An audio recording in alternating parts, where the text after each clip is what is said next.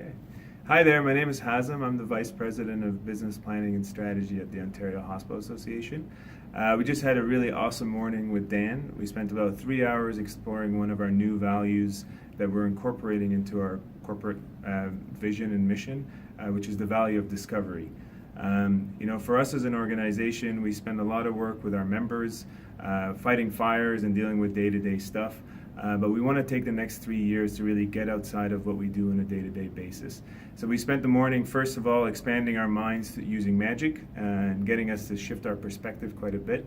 And then we spent the afternoon, or the latter part of the morning, looking at some of the tools that can help us do discovery better.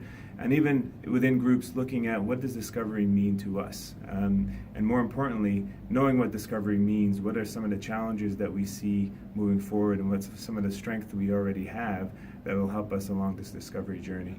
It's hard to put it all into words. It was a very experiential morning. I recommend bringing Dan to help tackle some of the challenges that you guys will have in your organization. We had a lot of fun. We spoke openly, which was the most important, and I think we're in good footing for the next 3 years as we explore discovery for the future of our organization. So thank you.